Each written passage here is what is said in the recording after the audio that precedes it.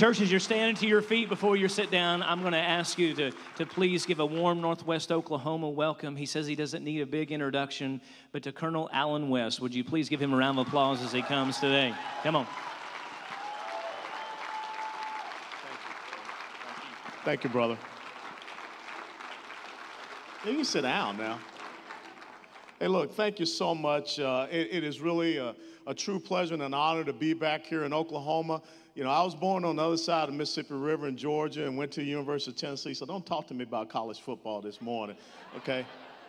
I mean, how do you let a receiver get behind the defense with 5 seconds to go in the game? You know, it's just amazing to me. But I started my military career just down the road in Fort Sill, Oklahoma. I was an artillery officer, so I was one of those guys that kept people awake. And then another part of my career was just up the road at Fort Riley, Kansas, and then I finished up down in Fort Hood, Texas. So I really love the Midwest. The Midwest gave me my wife, Angela, gave me my 2 daughters, and we got to share a little something in common because my daughters are Aubrey and Austin, and I met in Aubrey, and I heard the story about Austin here today, so it's just fantastic. What a great song to start off today. And you know what I noticed? Nobody here was taking a knee. Okay. That's an important thing. But I want you to think about what today is. If you haven't been paying attention, today is September the 17th. 230 years ago, in 1787, the Constitution of the United States of America was signed today. The Constitution of the greatest nation that the world has ever known was signed today. When you talk about the legacy that we want to pass on to generations, we need to be talking to our kids about the fundamentals, about what established this great nation. We need to make sure that when they hear the Star-Spangled Banner, when they see that flag, that they understand the service and the sacrifice and the commitment of so many that have gone before them to make sure that you can be right here. And in doing what the Constitution laid out is your very first right, which is the freedom of religion and the free exercise thereof. See, some people, some of the things I'm going to talk about today, folks will say, well, you can't really say that. Because, you know, we got that whole separation of church and state thing, right, Pastor Cody? But this is the key.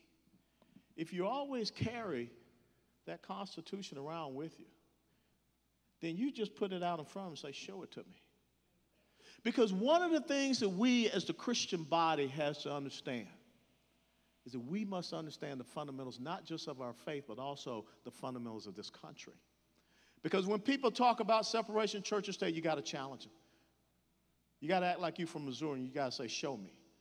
Because it is not written anywhere in the Declaration of Independence. It is not written anywhere in the Federalist Papers. It is not written in the Constitution of the United States of America. The only place where you will find separation of church and state is in a letter that the writer of the Declaration of Independence and the 3rd President of the United States of America, Thomas Jefferson, wrote to the Danbury Baptist Convention of Connecticut. And in that letter, he talked about how we will not have a head of state who is also the head of church, that we will have a clear separation between the two. Why? Because Jefferson had studied history. And Jefferson had understood what happens when a head of state all of a sudden declares himself the head of a church. And that was the lesson of King Henry VIII and the Church of England. See, what Thomas Jefferson never wanted to have happen, what our founding fathers never wanted to have happen, was a government that oppressed, persecuted, prosecuted, and suppressed people's freedom of religion. But when you think about what is happening today, 230 years later, on this constitutional day in the United States of America, it takes me to this verse that I want to share with you, one of our founding verses. 11:3 of Psalm. And Psalm 11:3 says, if the foundations are destroyed, what can the righteous do? See, that's what we must come to understand, that as we are sitting back and we're watching the foundations of this great nation, and understand there was an incredible case that just happened here in the state of Oklahoma. I know a lot of you folks like to go to that place called Hobby Lobby. But think about this, that company run by a Christian man, and if you ever get a chance, you need to go up because they're about to open up the Museum of the Bible in Washington, D.C. And if there's a place that needs to have more of the Bible in it, it's Washington, D.C. But Hobby Lobby actually had to go before the Supreme Court because the government came down and said that your faith cannot be an extension of your business, and that we as the government can dictate whatever we want when it comes to the rules and laws of how you operate your business. And Hobby Lobby, along with Little Sisters of the Poor, challenged the government on that. See, that's what happens when we don't understand that there are people that believe in separation of church and state means that we separate our Judeo-Christian faith heritage from who we are as the American people. Think about this circuit court ruling that just said that if a coach of a high school football team or any football team kneels and prays with the players, they're in violation of the First Amendment. And see, this is what's happening in the America in which we're living in. In an America where today we celebrate the 230th anniversary of our Constitution, which first individual right says you have a freedom of religion, not freedom from religion.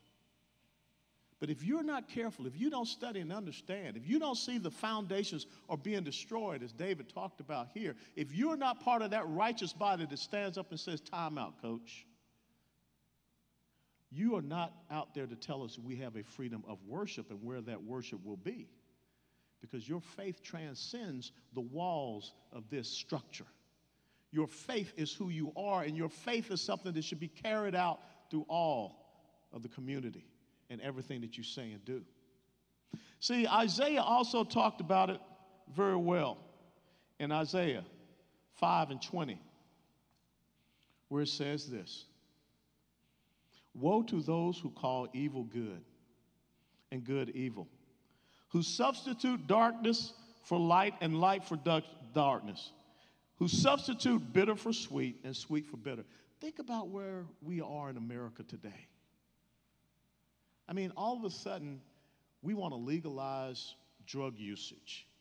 When all of a sudden we have a government that is instituting policies that destroy and decimate the family. They're calling good evil and they're calling evil good. Think about it, how now all of a sudden in the United States of America, people are saying that you are assigned your gender at birth. Now, I ain't the brightest tool in the shed, y'all, but I thought that God was omnipotent and omniscient, and he was the one that creates life. And if you understand what Thomas Jefferson wrote in the Declaration of Independence, he said that your inalienable rights of life, of liberty, of your pursuit of happiness, they don't come from man. They come from Creator. Now, the challenge for us as Christian, constitutional conservatives is that we must stand upon our faith, our belief, the Word of God, to make sure that we are not being pushed into a corner. Because the founding documents of which we celebrate today did not mean for us to be afraid to come out and profess who we are. You know, I live in Dallas. And Dallas just removed a statue of someone by the name of General Robert E. Lee. And I stood before the Dallas City Council and I kind of said, maybe you guys are confused. You're calling this man a white supremacist, a racist, and all of these things? And if you study his history, he was not. But yet a person that is a white supremacist, a person that was a racist, a person that spoke at Klan rallies, the founder of Planned Parenthood, by the name of Margaret Sanger, why aren't we removing those clinics from the United States of America?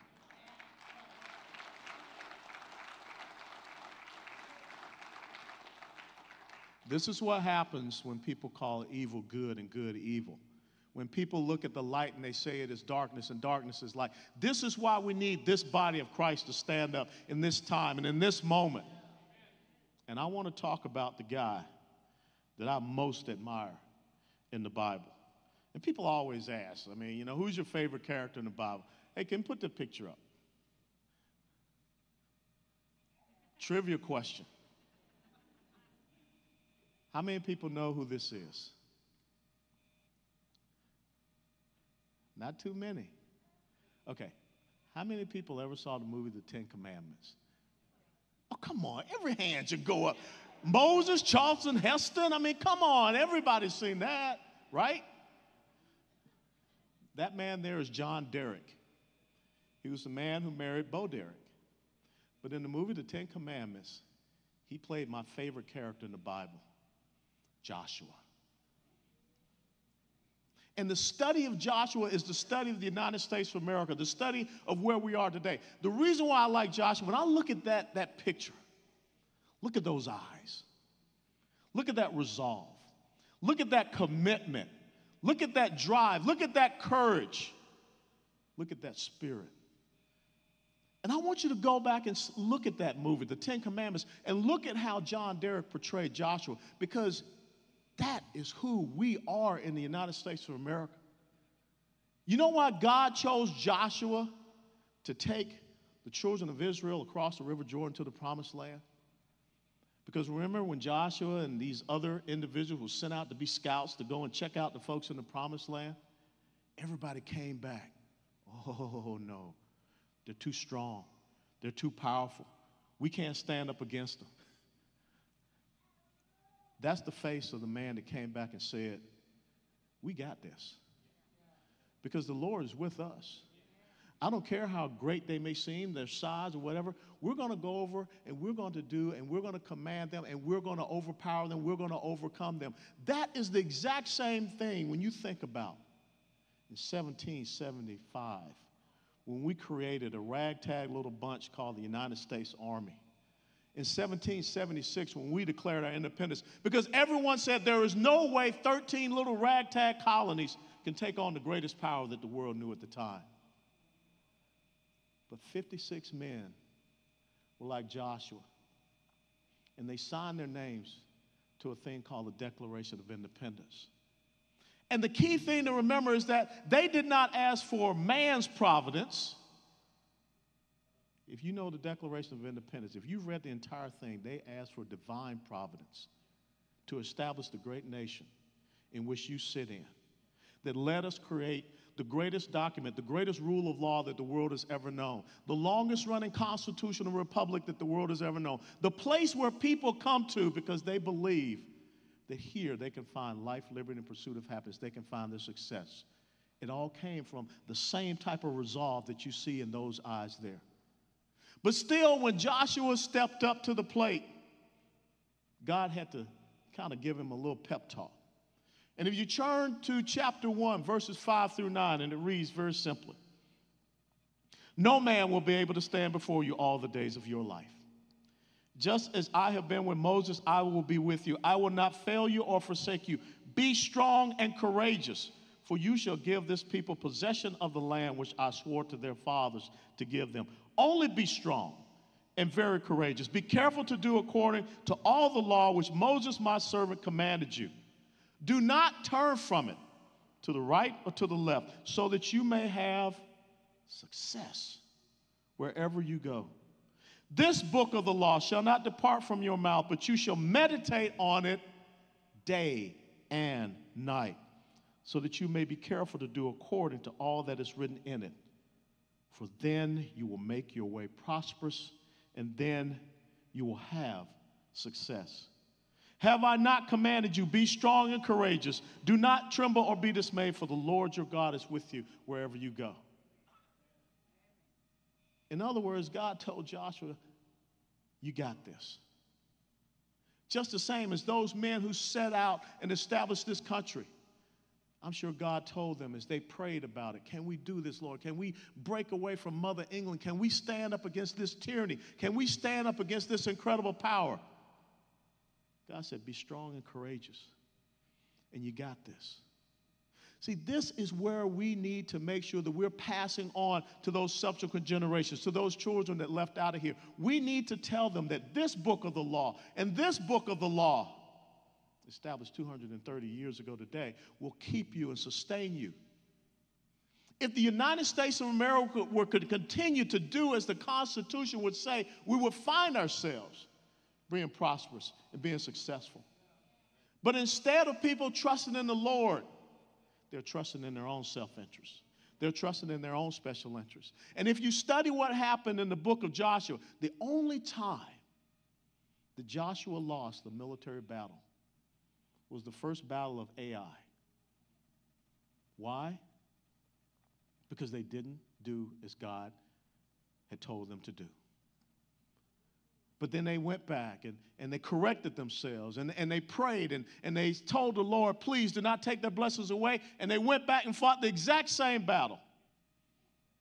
Cleaned the clock. Kind of like what Oklahoma State did yesterday with Pittsburgh. I got to tell you what, that's going to be one heck of a game between them Cowpokes and them Sooners, man. I ain't telling you who I'm rooting for, but I didn't like that Oklahoma beat Tennessee 2 years in a row, so that might give you a little hint. And plus, I'm kind of privy to teams that have orange as a color, too. But this is the point. When you take the field in football, you don't take the field expecting you're going to lose. So when you take the field as a Christian, you should never expect to lose. Because the person that you serve, the person that you honor, the person that you're supposed to model yourself after has told you to be strong and courageous. He has told you what you should stand by. He has told you what you should study. And your ways will be prosperous and you will have that success. And that's the importance of modeling and understand Joshua. That's the importance of looking at the resolve that he had in his eyes. It's important when we go back to Joshua in chapter 24. So many people talk about Ronald Reagan's great farewell speech or, speeches of many other different presidents. But if you study the farewell speech of Joshua in chapter 24, verses 14 through 15, and he says, now therefore fear the Lord and serve him in sincerity and truth. And put away the gods which your fathers served beyond the river and in Egypt and serve the Lord, if it is disagreeable in your sight to serve the Lord. Choose for yourselves today whom you will serve. Whether the gods which your fathers served, which were beyond that river, the gods of the Amorites in whose land you are living. But as for me, and my house, we will serve the Lord. See, let me tell you the problem that we're having in the United States of America. My two daughters, Aubrey and Austin, they'll tell you, when they were growing up, it's very simple. My house, my rules. I'm a benevolent dictator. But the problem we have is a lack of adults that want to assume that responsibility as leaders in their home. The problems that we have is that we have adults that are trying to be friends with their kids instead of trying to direct them and guide them and getting them to understand, as for me and in this house, this is who you will serve. See, that's the challenge that we have, because there are people out there that will take your kids when they leave your house in middle school, in high school, certainly when they go on to college, and they will fill their minds up with everything else other than what you tried to train them up with. Remember what it says in Proverbs 22:6. Train up a child in the way they should go, so that when they grow old, they will not depart from it. See, I had two great parents, Buck and Snooks West, Herman Sr. and Elizabeth Thomas West. And let me tell you something. My mom told me very simply, I brought you into this world, I'll take you out. Okay? She had my attention, Jack. And I will never forget the time. The only time that I saw my dad beat me down, oh man, you can't believe it, was when I was down South Georgia, in Cuthbert, Georgia, where he grew up. And I'm just a little old spry Allen, and I'm walking back from playing with some of the friends. And you know, back in the old day, the old folk would sit out there on the porch. And I was walking on back home, and by the time I got back home, there were phone calls. You got a disrespectful boy, Buck. He didn't speak to none of us when he was walking past us. See, your children are your reputation. Your children are your legacy. And if you don't understand, as Joshua did, being told to be strong and of good courage, and that you must study and understand this word, this book of the law, and you must pass it on to generation, and you must make sure that all the people understand it, especially those in your own house. If you can't keep your own house together, doggone, you ain't going to be able to do nothing in your community, in your church, or wherever, if you can't do it in your own house. And so my dad beat me down like I don't know what, because I did not speak and say, hello, ma'am, hello, sir, how are you doing, walking past those houses. And I can tell you something, that next day when I went out, Pastor, I was, hi, ma'am, hi, sir, how y'all doing? I wasn't going to go back through that, because my dad said, as for me and my house, we will have standards. We will serve the Lord. We will understand this country. My dad served in World War II in a segregated army. But at the age of 15, with my older brother who was a Vietnam vet, they sat me down on the steps of 651 Kennesaw Avenue, and they said, we want you to be the first officer in our family. See, it's about challenging the next generation. It's about teaching them those fundamentals and those principles. I want you today, all of those kids that are back there, if they're your child or your grandchild, I want you to spend just 30 minutes today and tell them about Constitution Day. I want you on Independence Day, and I don't say 4th of July because that's just a date. I want you on Independence Day not to just take them out for barbecue and not just take them to the swimming pool. I want you to sit down and read the entire Declaration of Independence, so those kids know what it means to live in a country where they are free. And they need to understand that their first freedom is the freedom of religion, and that there are those out there that would seek to take it away. Now, you may think that, I'm just fooling. I'm just kidding around. Let's look what happened to the children of Israel in Judges chapter 2, starting at verse 10. It says, all that generation also gathered to their fathers, and there arose another generation after them who did not know the Lord, nor yet the work which he had done for Israel. Then the sons of Israel did evil in the sight of the Lord and served the Baals. And they forsook the Lord, the God of their fathers, who had brought them out of the land of Egypt, and followed other gods from among the gods of the peoples who were around them, and bowed themselves down to them. Thus they provoked the Lord to anger. Verse 14, the anger of the Lord burned against Israel, and he gave them into the hands of the plunderers and plundered them. And he sold them into the hands of their enemies around them, so that they could no longer stand before their enemies. Wherever they went, the hand of the Lord was against them for evil, as the Lord had spoken and as the Lord had sworn to them, so that they were severely distressed. Joshua chapter 1. Be strong and of good courage. The Lord your God shall never leave you nor forsake you.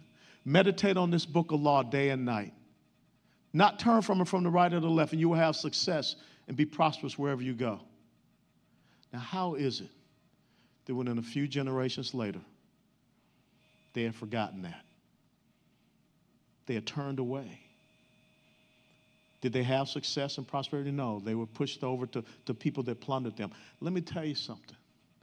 We sing God bless America for a reason. We don't sing government bless America. But if you forget that God is blessing America, he will possibly remove that hand of grace that he has over you. And you look at the terrorist attacks that we have had. You look at the things that are happening to this nation. I'm not talking about natural disasters. I'm talking about the things that we have done that have allowed evil to come into our country because we refuse to stand up and call evil evil. We're allowing people to call evil good. And that is not pleasing to the Lord. But it happened because we stopped telling the story. It happened because for whatever reason, we don't want to talk to our kids anymore. We don't want to talk to our grandkids. And we allow other people to put thoughts and ideas and perspectives into their minds, which are completely contrary to how you tried to train up your child in the way that they should go. That is your testimony to who you are. That's your calling card. And when you look at what is happening in our country, over $20 trillion in debt. All of the things that we are facing is because we've gotten away from fundamentally who we are as an American people, but also our Judeo-Christian faith heritage. And we can't be afraid to go out and speak about this, because what happened is that God challenged Joshua. And Joshua gave a commitment to God. But the subsequent generations didn't own up to that commitment. And so you saw a fall. So you saw a decline. But as Pastor Cody and I talked about, I believe that there's an incredible revival. I believe there's an incredible great awakening that is coming about, because the people in the United States of America, the people in a simple place like Mino, Oklahoma, the light that you have here is going to break through all the darkness in the rest of Oklahoma, Kansas, Texas, wherever. Because truth will always prevail. And what we have to do is just the same is on this day. You ever heard the story of Mrs. Powell and Benjamin Franklin 230 years ago today? When Benjamin Franklin came out of Constitution Hall, a Philadelphia socialite, well known in the circles by the name of Mrs. Powell, came right up to Benjamin Franklin and said, "Well, doctor, what is it that we have? A monarchy or a republic?" Franklin replied, "A republic, if you can keep it." That's the challenge that we have. We have a faith if we can keep it. We have a republic if we can keep it. But if we fall down on the job, someone else is going to step up. And why are we falling down on the job? Because when I go to Isaiah 54:17, it says this very simply: no weapon. No weapon. No weapon. No weapon formed against you shall prosper, and every tongue which rises against you in judgment you shall condemn. That is the courage and the resolve that Joshua showed when he came back and said, "We got this." That is the courage that God rewarded Joshua for by saying, "You must now continue to be strong and be courageous." That is the courage and resolve that we saw with our founding fathers that stood up against the greatest military might the world has ever known, so that you can be sitting here today 241 years later. You tell me any country in the world that has done and achieved what we have done and achieved in the United States of America in 241 years. Show me. I've been to 13 different countries. I've been in 3 different combat zones. Nothing beats the land of the all-night Denny's and 7-Eleven. Okay? You can't go get waffles in the middle of the night in Germany. I tried. You certainly ain't getting it in Italy. They stop in the middle of the day and they sleep for 3 hours. But there's something about who we are as a people. There's something about our determination, our resolve, our work ethic. But if you're not careful, there are people that will say, "You don't need to worry about that. We will provide it for you." God tells us about putting your trust and faith in man. Beware a man that comes down and says he can guarantee your happiness. Am I right, women? I tried that with my wife. She's kept me around for 30 years, but I can't guarantee her happiness. It is something innate in each and every one of us. Christianity, our faith, is about individual responsibility. Can't nobody pray you into heaven. Only you can do that. So why are we sitting around and believing that a bunch of people up in Washington, D.C. or down in Oklahoma City can pray you into success and prosperity and provide it for you? That's the challenge that you must have. Turn over to Jeremiah. Because if we don't get this right, this is what's going to happen. In Jeremiah, very first chapter, 17 through 19. "Now gird up your loins and arise and speak to them all which I commanded you. Do not be dismayed before them, or I will dismay you before them. Now behold, I have made you today as a fortified city, as a pillar of iron and as walls of bronze against the whole land, to the kings of Judah, to his princes, to his priests, and to the people of the land. They will fight against you, but they will not overcome you. For I am with you to deliver you, declares the Lord." Remember the question from Psalm 11:3? When the foundation is being destroyed, what shall the righteous do? You got to fight back. You know, y'all remember Clint Eastwood, right? Y'all kind of remember that guy? How many of y'all remember Outlaw Josie Wales? You know, used to, okay? Remember Clint Eastwood said, in a fight, you got to get dog fighting mad. I used to tell my soldiers every day before you go outside this wire, if you get into a fight, you got to be committed to one single thing, to winning. Because it's about your survival. You either get to fighting or you get to dying. And so when I look at us as the Christian body in the United States of America, it's easy for us to sit here and worship in peace. But I got to ask, how many of you would sit in a church in Egypt knowing possibly someone could come in through a door with a suicide vest? How many of you, if faced with being beheaded, would say, I'm not giving up my Lord and Savior Jesus Christ? How many of you, if it came to being run out of your home and all of your possessions taken away, say, I'm not giving up my Lord and Savior Jesus Christ? That's what Christians are facing today. But here in America, we forget this incredible birthright that we have. And all God is asking us to do is make a stand.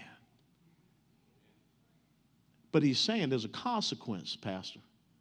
If you don't want to make that stand, they will make the stand over you. But you have to realize, as it says in John 16:33, that you will have tribulation in the world. But be of good cheer, for I have already overcome this world. So what are you afraid of? Today is Constitution Day, 230th anniversary. And in the Constitution, in those Bill of Rights, your first right is your freedom of religion. Not freedom of worship, but freedom of religion. But in the twinkling of an eye, it can be taken away from you by people that believe that God is not omnipotent. And if we remove the Creator from the marketplace, if we remove the Creator from who we are as a nation, then who replaces Him? I don't think that's what you want to have. Because everywhere that man has tried to replace God, it has been a failure. Don't believe me? It's playing out right now in Venezuela. My challenge to you, as we talked about American exceptionalism, my challenge to you, as you stood up and you heard that man play the Star Spangled Banner on the guitar and the flag was flying, is to understand you're on a battlefield. And you've got to be strong, you've got to be courageous, and you've got to fight. Because that will be the measure of your existence as to whether or not those children that are back there, will this church still be here 50 years from now and they remember what you did? I'm going to close by telling you a little short story, and then I got a video for you. I had an assistant division commander by the name of Brigadier General Rick Lynch. He ended up retiring as Lieutenant General Lynch. He was the commander of the 3rd Infantry Division during the surge in Iraq. He put us all battalion commanders together, and he told us something that I didn't understand at the time, but then I have come to understand now. He said, life is all about how you live your dash. See, when you're gone, when you're sitting out there in that cemetery somewhere, and there's a memorial, there's a headstone, tombstone, whatever. It's got a start date, it's got an end date. But in between is a dash. And all that people know about you and your entire life and everything you stood for is in that little simple little line. And when your children and your grandchildren walk past that final resting spot and they see your dash, what will it say of you? Were you strong and courageous? Did you meditate upon this book of the law? Did you not turn from it day from the left or to the right? Did you meditate upon it day and night? Were you a patriot that stood up for the foundational beliefs of this great constitutional republic? Or were you the person that on your watch it was lost? That's your challenge. Every day you wake up, what are you going to do for God and country?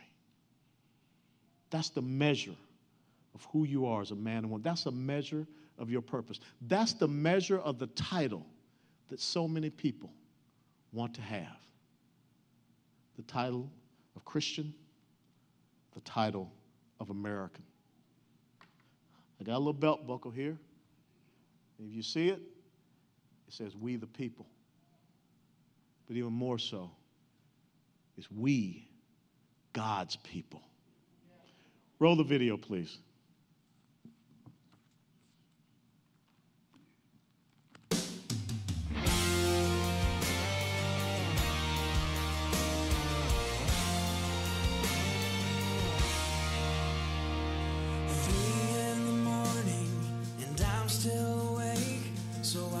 Up a pen and a page, and I started writing just what I'd say if we were face to face. I'd tell you just what you mean to me, tell you these simple truths. Be strong in the Lord and never give up hope.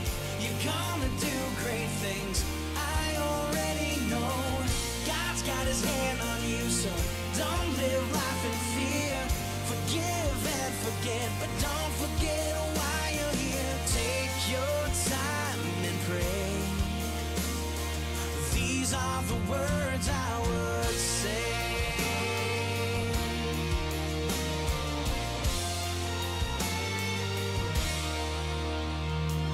Last time we spoke, you said you were hurting, I felt your pain in my heart. I want to tell you that I keep on praying love will find you where you are. I know, 'cause I've already been there. So please hear these simple truths. Be strong in the Lord and never give up hope. You're gonna do great things. I already know. God's got his hand on you, so don't live life in fear. Forgive and forget, but don't forget why you're here. Take your time and pray. These are the words I would say. From one simple life to another,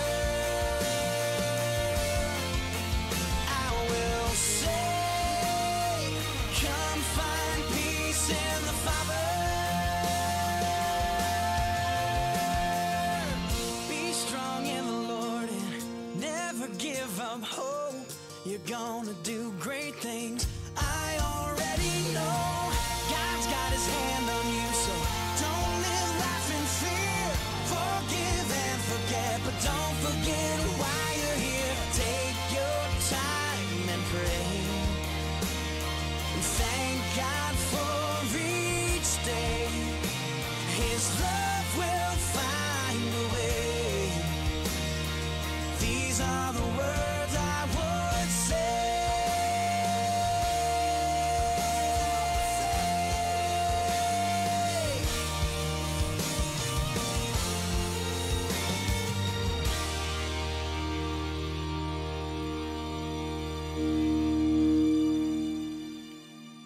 Put Joshua's picture back up there. If Joshua were here in Meno, Oklahoma, he'd say these simple truths. Be strong in the Lord. Never give up hope. You're going to do great things, I already know. God's got his hand on you, so don't live life in fear. Forgive and forget, but don't forget on this 230th anniversary of our Constitution, while you're here, take your time and pray. Thank my God for each day. And his love will always find a way from the one simple life of a man who was a slave and who was a stone cutter. These are the words that he would say. God bless you all, and thank you, Pastor.